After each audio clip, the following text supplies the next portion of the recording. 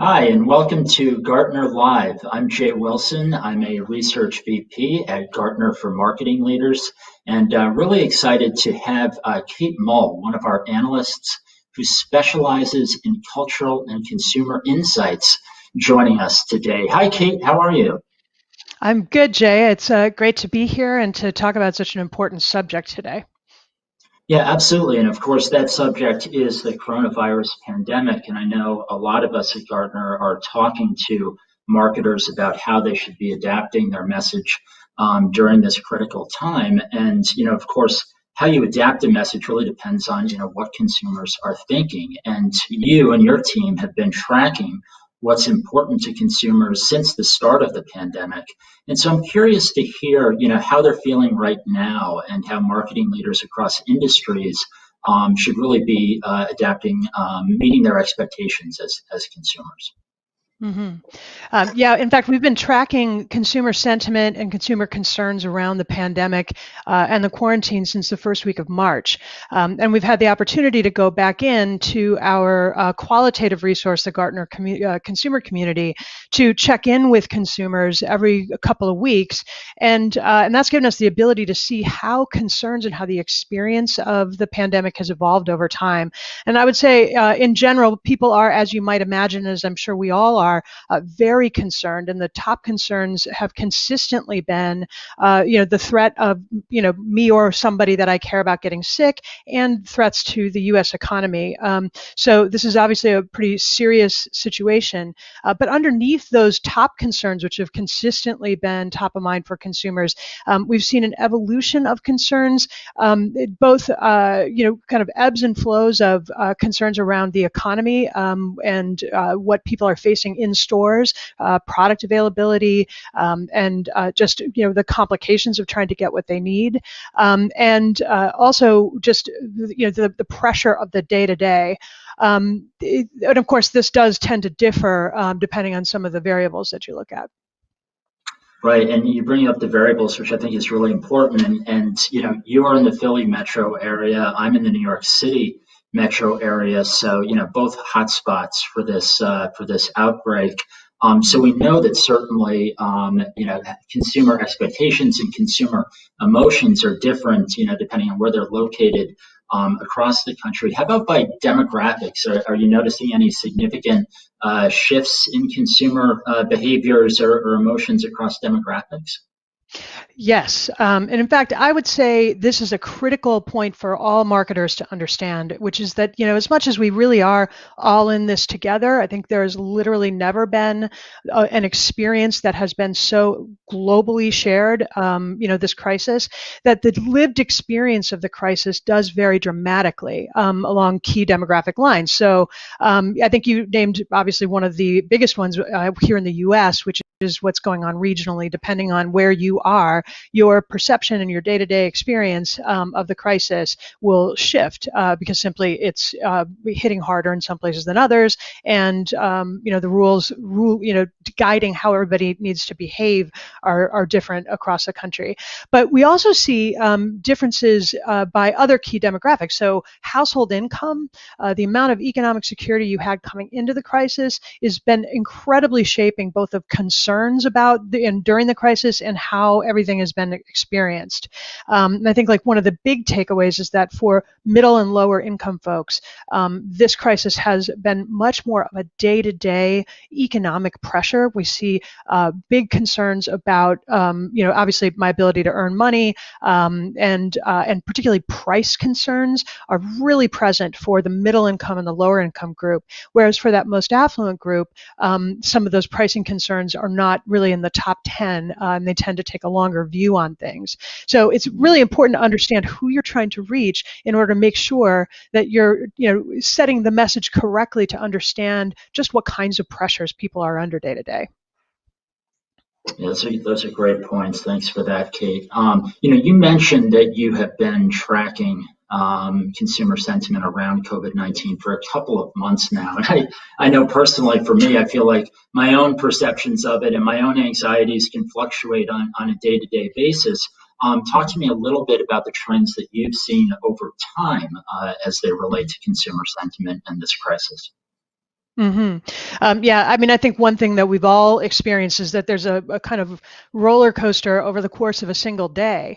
And that's certainly something that we saw a kind of high emotionality from consumers at the beginning of the crisis. And now I would say people have shifted into something that I refuse to use the phrase new normal. And the reason I refuse to use it is because we're going to keep having new normals as the different phases of this experience roll out. So I would say people have settled into a kind of interim normal where they understand now how to operate under quarantine conditions.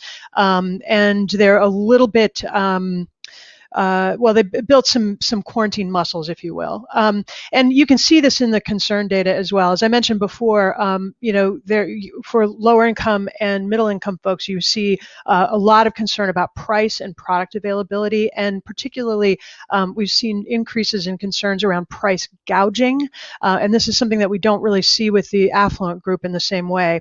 And I would suggest that this does have something to say about how when you're kind of cooped up and potentially you've experienced job loss, and obviously there are a lot of complications to getting what you need for your household. I think we're starting to see some more negative emotion, even more negative emotion coming in for middle and lower income folks who are starting to wonder if the prices that they're seeing and the experiences they're having are fair. And I think that there's a really big challenge for marketers to try to continue to be transparent about their costs and to do as much fair pricing as possible and really message to that to help people understand that they're not being kind of further victimized in a tough time. Yeah, really, really great points and fascinating data that you've got there, Kate. Thanks for that. I did want to just remind everybody watching that we are going to be taking your questions. So if you've got questions for Kate around consumer sentiment and COVID-19, please feel free to put them in the comments section, and we will get to as many of those questions as we can. Speaking of questions, I know that one of the questions that I've been taking quite a bit from marketing leaders, Kate, is around, we don't want to use the phrase the new normal, but when will consumers, be ready to return either to, the workplace or to retail stores, to get back in the world and resume some modicum of daily life? What have you been hearing on that front? Yeah, it is really a top of mind question, and I think at the risk of seeming flippant, the shortest possible answer to that is not yet. And I don't mean to be flippant about that, but when we ask consumers a pretty simple question, if you were to go out to a public place and participate in everyday activities today, how safe from coronavirus would you feel? And the vast majority of consumers tell us that they would feel not at all safe. So we gave them three options. They could say they felt extremely safe, somewhat safe, and not at all safe. And when you look at all U.S. consumers, 6 out of 10 of them say not at all safe, and fewer than 1 out of 10 say extremely safe. So that I would say the place where it differs the most is the degree to which people say somewhat safe.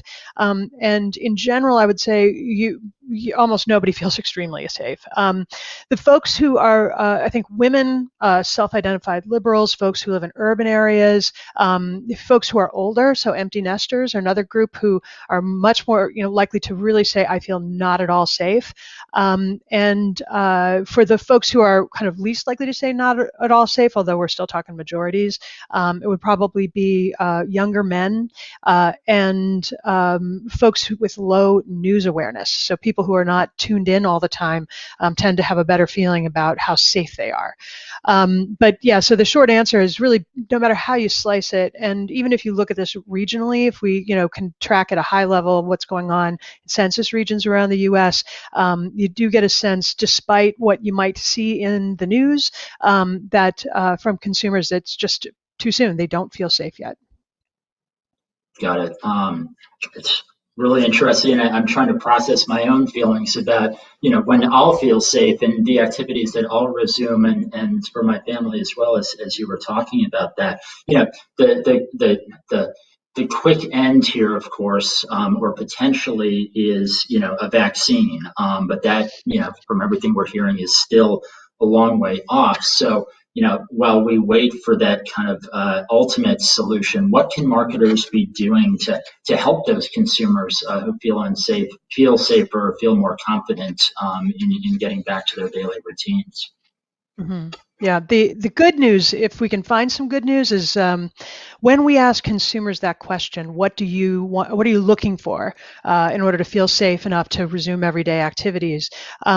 They obviously, vaccine is a very common response. We asked an open-ended question, and then we went through and analyzed all of those open-ended question or answers that we got to try to understand, like, what are those signals of safety that consumers are looking for. And obviously, as I said, vaccine is the top of the list, as I think we all would like and would feel safest if that was to appear, but of course that is a long way off.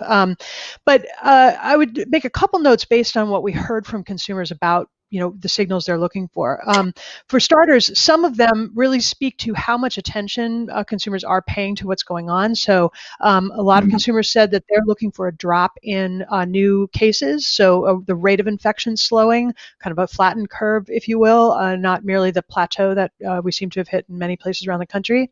They're also looking for widespread testing, so that we have a better sense of how the disease is performing.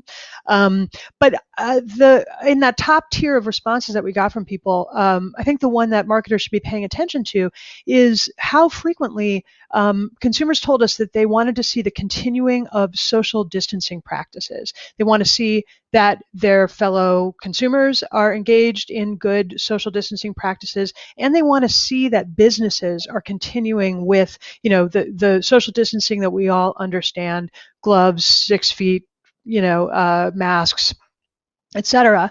And the reason I say that's the one that I think that marketers should pay the most attention to is because this is an area where there's a lot that marketers can do.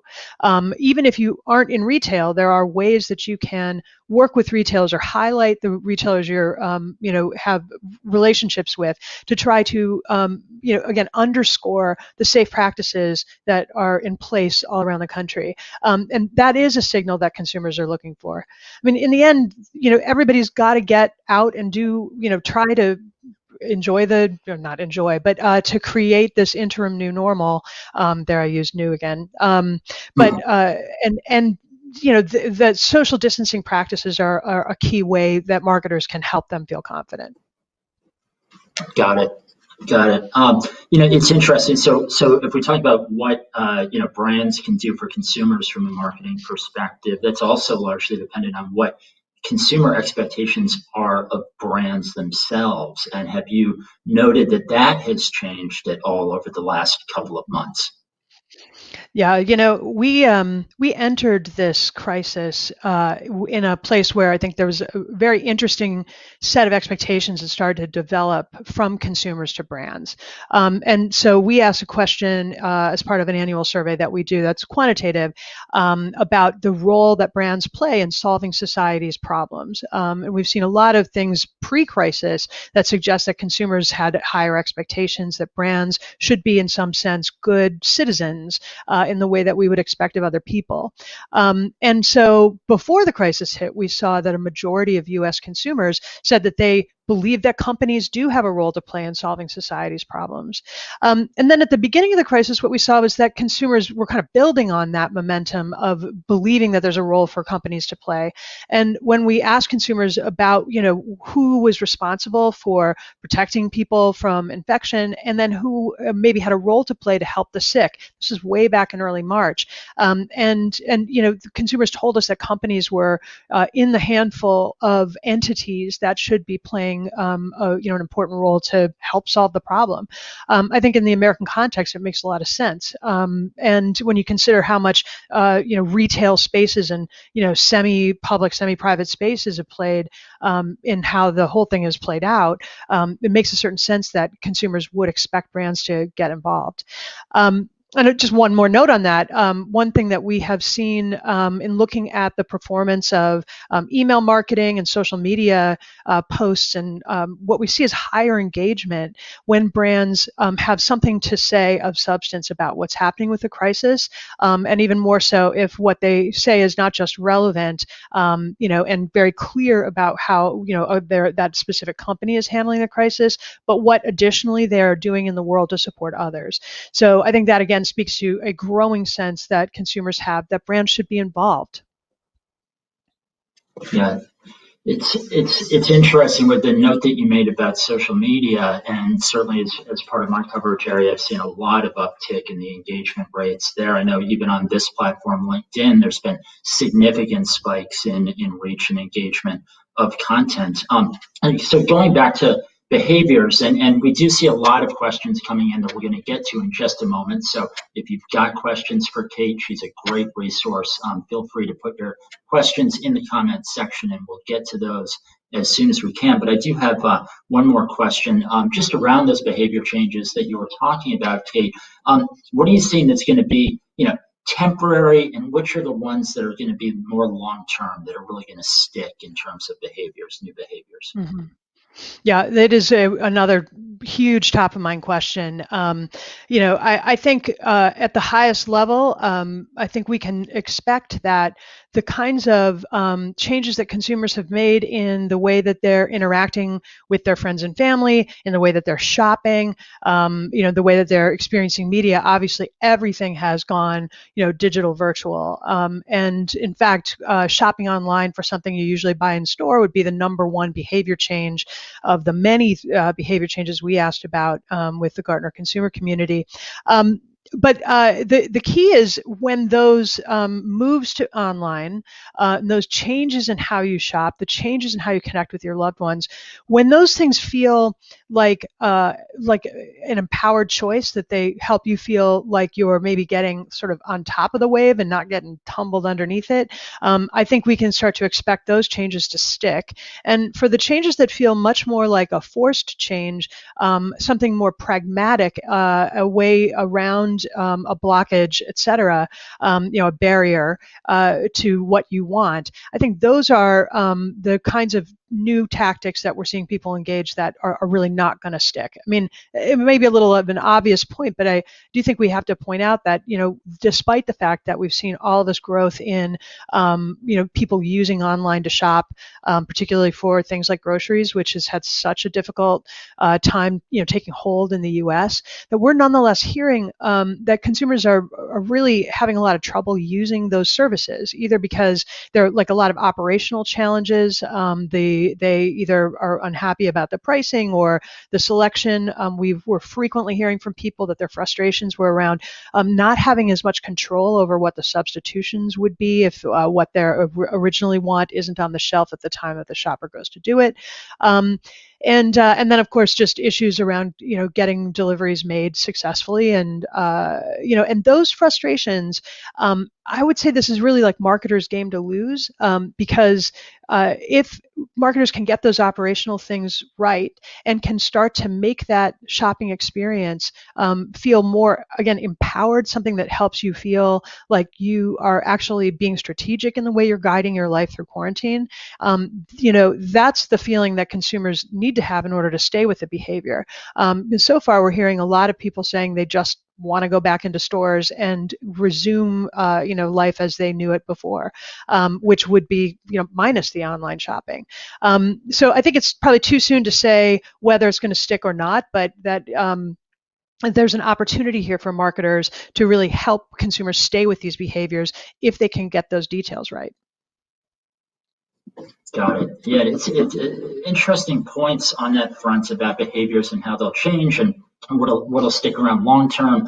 I'm going to start taking some audience questions because we're getting a lot of those. And the first one actually comes all the way from India, and the question is really around products and services. And given either during COVID or post COVID, do you envision that consumers will be open to more innovative products and services, or are they going to fall back on kind of the brands and the products that they've trusted long term? Hmm. It's such an interesting question because we see so much evidence of people trying new things right now. And a lot of times that is because the new things that they're trying are sometimes because they a new brand, because their relied upon brand or their favorite brand simply isn't available. And so they have to shift to something else, or they have to try a new technology in order to get access to whatever they want or need during this time. I think that again, like when those experiences are positive, there is an opportunity for that new brand or that innovation to take hold. But it really is going to have to fulfill on the promise and help that person feel like they did more than just survive in that moment, or fill a need in the most pragmatic way possible. I do, though, expect that big brands who have managed to, and I think about more fast-moving goods, food, CPG, where those brands have been able to maintain a presence in grocery stores and maintain a presence, product availability-wise when people are trying to order online. Those brands are going to be representing stability even more so than they did before all of this. And I think that, at least as we are in this uncertainty phase, I think we are a long way off from what we might call a recovery phase. But in this uncertainty phase, looking for stability and getting that emotional support from familiar brands may well be what we see. Yeah, it's a great point about support, emotional support and logistical support. And I know that one of the questions I'm taking quite a bit on the social media front is around customer service and support. And we actually have a question coming in from Rita, who asks, how do you manage customer needs and wants during this time? And I'll toss it to you in a second, Kate, but I'll mention to you, Rita, that we've certainly seen an uptick in a lot of brands who have not historically had very robust social customer care, for example, that are kind of scrambling to get that up and running. So I think, we increasingly see the role of customer service playing a critical role during this time. And brands really need to, marketing leaders need to be involved in their customer service capabilities, technologies, staffing, so that they have a direct line of insight into supporting those consumers across the customer journey. Any further thoughts on that, Kate?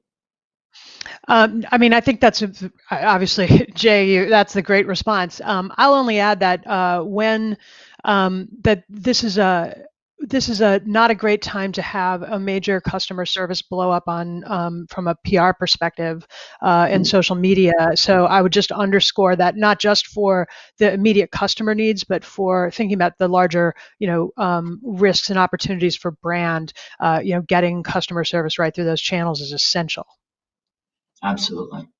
Kate, thank you so much for joining us today, and thanks to all of you at home, like us at home, for joining us on Gartner Live. I wanted to point out a couple of resources that we have available.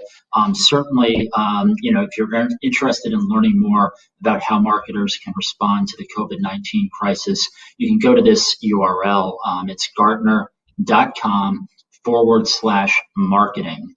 Gartner.com/marketing. And you'll see a lot of great research from Kate and her team there. We've also put together some complementary research specific to COVID-19.